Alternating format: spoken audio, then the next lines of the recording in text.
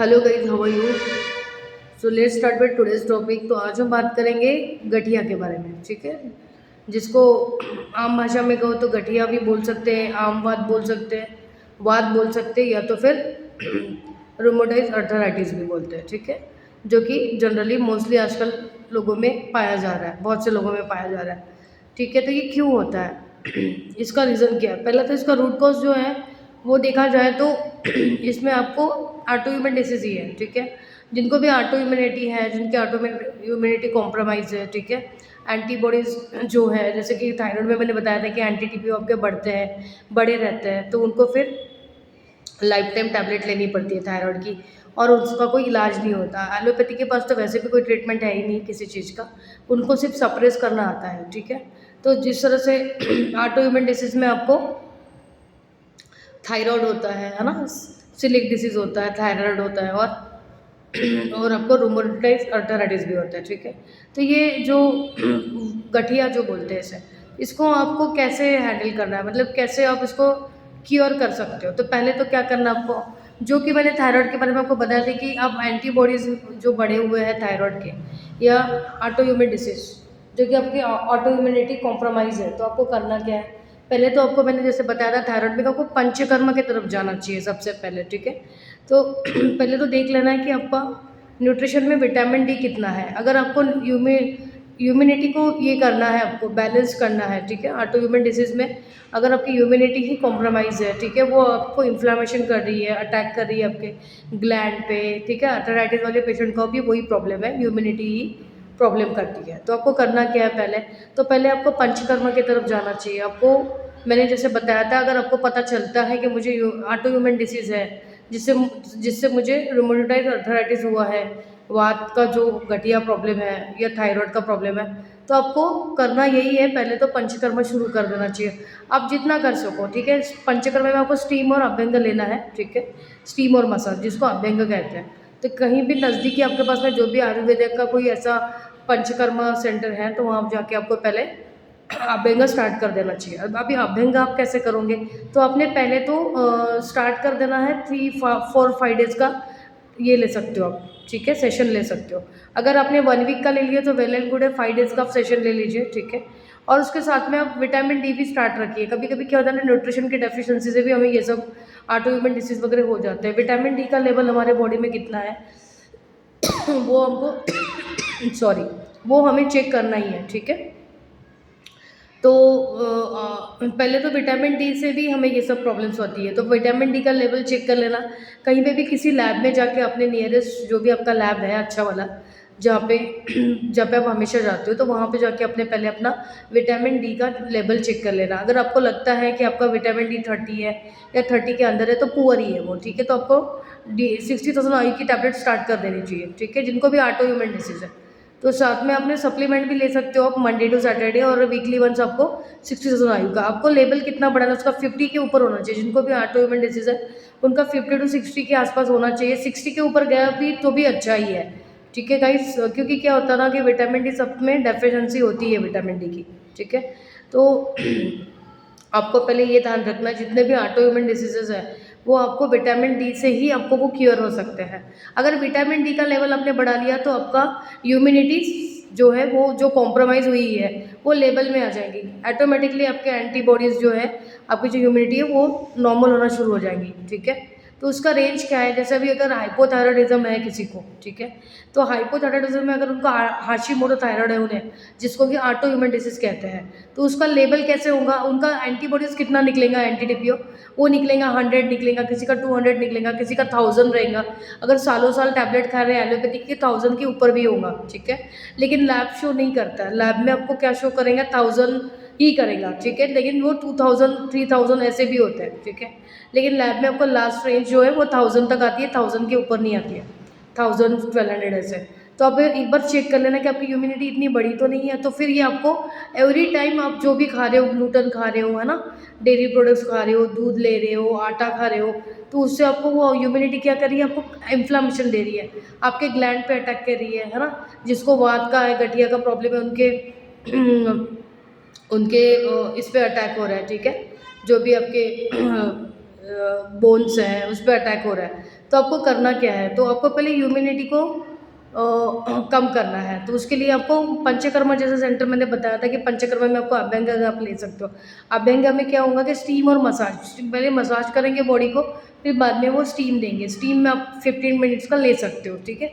तो उससे क्या होगा ना कि आपके जो जो ह्यूमिनिटी है ना वो भागना शुरू हो जाती है, ठीक है। तो वो ऑटोमेटिकली आपका जो पसीना आता है उसमें से आपके जो बैड वाले बैक्टीरियाज है वो डिटॉक्स होना शुरू हो जाती है बॉडी, तो वो ऑटोमेटिकली वो रिड्यूस होना शुरू हो जाते हैं एंटीबॉडीज। हमको कितना चाहिए, इंटरनेशनल यूनिट के हिसाब से हर लैब का अलग अलग रेंज होता है, बट इंटरनेशनल यूनिट अगर मैं बताऊँ तो आपको 60 यूनिट होना चाहिए, ठीक है।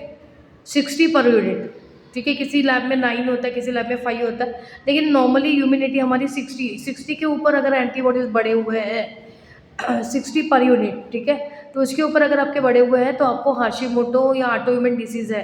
अब डिपेंड्स करता है कि आपको कौन सा डिसीज़ हुआ है ऑटोइम्यूनिटी से। किसी को मल्टीपल डिसीज़ भी होते हैं, सारे अंगों पे इन्फ्लामेशन होता है और उनको बहुत सारे डिसीज़ होते हैं, किडनी फेलियर होता है, लीवर का प्रॉब्लम्स होता है, अर्थराइटिस होता है, सब प्रॉब्लम्स होते हैं उनका। वो डिसीज़ तो किसी को होना नहीं चाहिए और कभी होता भी नहीं, 100 में से एक आध को शायद ही रेयर केसेस में रहता है। इसके अलावा आपको थायराइड कॉमन है, ठीक है। तो आपको थायराइड का जो हाइपोथायराइड पेशेंट है उसको भी ऑटो इम्यूनिटी का प्रॉब्लम्स होता ही है, ठीक है। तो उन्होंने एंटीटी को चेक कर लेना है। तो जिसको भी बोलते हैं ना डॉक्टर कि आपको ज़िंदगी भर दवाई खानी पड़ेगी या सारी उम्र उम्र आपको दवाई खानी पड़ेगी, तो उनको हाशिमोटो थायराइड ही है। इसके अलावा आपको रूमेटॉइड अर्थराइटिस भी आपको उसी से हुआ रहता है, ऑटो इम्यूनिटी से। इसके अलावा आपको टाइप 1 डायबिटीज़ भी ऑटो इम्यूनिटी की वजह से ही होता है। तो आपको चेक कर लेना गाइस कि पहले हमारी एंटीबॉडीज़ पे हमको काम करना है। हमको करना क्या है, एंटीबॉडीज़ पे काम करना है। तो एंटीबॉडीज़ पे आप कैसे काम करोगे, आपको पहले तो लेना है विटामिन डी, वो रेंज आपको चेक कर लेना है। कभी-कभी क्या होता है ना कि हमको ही हमारा डॉक्टर बनना पड़ता है, क्योंकि कुछ ऐसी बीमारियाँ हैं जो 90% एलोपैथिक वालों के पास कोई ट्रीटमेंट नहीं है, ठीक है। तो एलोपैथिक वाले करते क्या, हमें ऐसी सप्रेस ह्यूमनी सप्रेशन की टैबलेट देते रहता है, ठीक है, जो कि उसको स्टेरॉइड कहते हैं, जो हमारे हेल्थ के लिए और ख़राब होता है, ठीक है। तो ह्यूमनो सप्रेशन की टैबलेट आपको नहीं लेनी है, आपको नेचुरल थेरेपी पे जाना है। आपको पंचकर्मा ज्वाइन करना है, किसी नियरेस्ट पंचकर्मा आयुर्वेदिक पंचकर्मा को आप गूगल में सर्च कर लो, आपको नहीं पता होगा, आप वहाँ पे स्टीम और अभ्यंग लेना शुरू कर दीजिए। ऑटोमेटिकली आपका जैसे ही आपका 5-6 दिन हो जाएगा तो आप ऐसे ब्रेक दे दे के करना शुरू कर दीजिए, ठीक है। जैसे अपने 5 दिन का 6 दिन का एक थेरेपी ले ली, उसके बाद में फिर से अपने 2 महीने के बाद में 1 महीने के बाद फिर से आप कर सकते हो। ऐसे आपको ह्यूमिनिटी को आपको कम करना है। जैसे आपकी ह्यूमिनिटी नॉर्मल होना शुरू हो जाएंगी ना, 100 है तो आपको 60 होना चाहिए, ठीक है। तो जैसे ही आपकी ह्यूमिनिटी रेगुलर मतलब ह्यूमिडिटी आपके जो है जो कॉम्प्रोमाइज़ है वो ठीक होना शुरू हो जाएंगी, कम होना शुरू हो जाएंगी बॉडी से, तो आपका जैसे जो डिसीज़ है उसमें भी आपको रिलीफ हो जाएगा। मतलब वो रूट कॉज है आपका कि हमको जड़ से कैसे ख़त्म करना है, ठीक है। तो रूमेटॉइड अर्थराइटिस का भी वही प्रॉब्लम है कि आपको ह्यूमिडिटी आपकी कॉम्प्रोमाइज़ है, तो आपको उस पर काम करना है। तो पहले तो आपको व्हीट फ्लोर छोड़ देना है, बिल्कुल भी ग्लूटेन खाना नहीं है हमको, बाजरा ज्वार जौ आटे पे आ जाना है। तो उससे क्या होगा कि आपका इन्फ्लामेशन नहीं करेगा, ठीक है, आपकी बॉडी में इन्फ्लामेशन नहीं होगा डेली, और आप इन्फ्लेमेशन नहीं होगा तो आपकी ह्यूमिनिटी कॉम्प्रोमाइज़ नहीं रहेगी, ठीक है। ये करना है आपको। और दूसरी बात, आपको पंचकर्मा करना है, अभ्यंग करना है। तीसरा क्या है, तीसरा आपको सनलाइट पे आप बैठ सकते हो, या तो आप डेली 6 to 9 के बीच में, अर्ली मॉर्निंग 6 to 9 के बीच में आपको सनलाइट लेना है। अब सनलाइट मोस्टली क्या होता है ना कि बहुत से लोग नहीं ले पाते, कभी किसी के छत पे धूप आती है तो पूरी तरह से वो ले नहीं पाते सनलाइट। सिर्फ हाथों पे नहीं लेना, आपको पूरे पीठ पे, पेट पे, सब इस पे सनलाइट होना चाहिए, जो कि लेडीज़ नहीं ले पाते, ठीक है। तो उसका बेस्ट ऑप्शन है कि आप सनलाइट पे थोड़ा बैठ सको तो बैठ जाओ, अदरवाइज आप टैबलेट पे चले जाओ। 60,000 आयु की आपको टैबलेट लेना है, जिनको भी ऑटो इम्यून डिसीज़ है। ऑटो इम्यूनिटी अगर आपको कम करना है ना गाइस, तो सबसे बेस्ट है सोर्स विटामिन डी का, जो कि विटामिन डी से आपको ह्यूमिनिटी आपकी कम होना शुरू हो जाती है, जिनकी भी बढ़ी हुई है, ठीक है। तो उसी से आपको डिसीज़ आए हुए हैं, ठीक है। तो ह्यूमिनिटी मैंने बताया आपको, जैसे कि थायराइड का एंटी-टीपी हो तो कितना होना चाहिए, 60 पर यूनिट। अगर रूमेटॉइड अर्थराइटिस का मुझे पता नहीं, आप चेक कर लेना, लेकिन ह्यूमिनिटी जो है वो लैब में आपको पता चल जाएगा, उसका रेफरेंस दिया रहता है कि लैब में आप एक बार चेक कर लेना कि आपकी ह्यूमिनिटी कितनी है, ठीक है। तो फिर ऐसे कम होना शुरू हो जाती है और आपका डिसीज़ क्योर होना शुरू हो जाता है। तो ठीक है गाइस, तो आपको उसके अलावा वात वालों को, गठिया वालों को और क्या क्या ऐसा है जो नहीं खाना चाहिए डाइट में। तो आपको ठंडी चीज़ें नहीं खानी चाहिए, ठीक है। जैसे कि आपने कुछ चीज़ बना ली, अपने फ्रीज़ में रख दी, उसके बाद में वो फ्रीज़ में जैसे आप आपने फ्रीज़ में रख दिया, तो फ्रीज़ से निकालने के बाद में क्या होता है, 12 घंटे आपने रात को रख दिया और सुबह खा रहे हो उसको, तो वो फिर वात में उसको कन्वर्ट हो जाता है, उसमें वात आ जाता है खाने में। फिर बाद में वो वात के लोगों को प्रॉब्लम होता है, फिर वो पेन किलर लेते रहते हैं ना। गठिया वालों का क्या प्रॉब्लम है, उनको पेन बहुत होता है ना। तो उस वैसा नहीं करना है आपको, जो फ्रेश वाली चीज़ें वही बना के खानी है। आइसक्रीम नहीं खानी है, ठंडी चीज़ें नहीं खानी है आपको, जो कि फ्रीज़ वाला जो चीज़ें हैं वो नहीं खाना है आपको। और आइसक्रीम भी नहीं खाना है आपको, जो भी बहुत ठंडी है, आइस है, लस्सी है ठंडी वाली, तो वो सब नहीं खाना है आपको, ठीक है। ठंडा मतलब ये नहीं कि आपने जो ठंडी चीज़ें वो खाना छोड़ देना है। ठंडी चीज़ें मतलब क्या होता है, कभी कभी हम दही खा लेते हैं ना, कर्ड, वो भी चल जाता है। उसके अलावा आप खजूर जो है, जिसको छुआरे बोलते हैं, वो भिगो के खाते हैं, वो भी आप खा सकते हो। ठंडी मतलब आपको फ्रीज वाली चीज़ें नहीं खानी है, ठीक है। और आपका इम्यूनिटी को आपको सप्रेस नहीं करना है, उसको नेचुरली आपको हील करना है, ठीक है। तो इस तरह से आपको अपनी इम्यूनिटी कम करके अपना रूमेटॉइड अर्थराइटिस और थायराइड और जो भी आपको टाइप 1 डायबिटीज़ जैसे डिसीज़ आए हुए हैं, उसे आप कम कर सकते हो नेचुरली, ठीक है गाइस। और अपना एक बार B12 भी चेक कर लेना, कहीं ऐसा तो नहीं कि B12 से आपको थायराइड आया हुआ है, ठीक है। और B12 से भी बहुत सारे डिसीज़ होते हैं, हार्ट डिसीज़ भी B12 से होता है, तो आप एक बार चेक कर लेना। और अपना डाइट आपको संतुलन आहार लेना है एकदम से, बहुत ऐसा नहीं कि आप बहुत खा रहे हो, ब्रेकफास्ट हेवी खा रहे हो, बहुत ऑयली खा रहे हो, ऐसा नहीं करना है। जिनको भी ऑटोइम्यून डिसीज़ है उन्होंने व्हीट फ्लोर नहीं खाना है, ठीक है, बहुत ज़्यादा ऑयली नहीं खाना है। ऑयल कोई अच्छा यूज़ कर सकते हो आप, ऑलिव ऑयल तो मेरे ख्याल से आप चेक कर लेना एक बार, ऑलिव ऑयल ऑटोइम्यून डिसीज़ के लिए है या भी या नहीं। मुझे लगता है कि ऑटोइम्यून डिसीज़ वालों ने तो सेसमी ऑयल यूज़ करना चाहिए, तिल का ऑयल, ठीक है। तिल का ऑयल सबसे बेस्ट है। जिनको कोलेस्ट्रॉल बढ़ा हुआ है उनको ऑलिव ऑयल और मस्टर्ड ऑयल ठीक है, जिसको क्या कहते हैं, सरसों ऑयल। तो मस्टर्ड और ऑलिव ऑयल यूज़ करना चाहिए जिनका कोलेस्ट्रॉल बढ़ा हुआ है। जिनका जिनको ऑटोइम्यून डिसीज़ है वो सेसमी ऑयल यूज़ कर सकते हैं, तिल का ऑयल, ठीक है।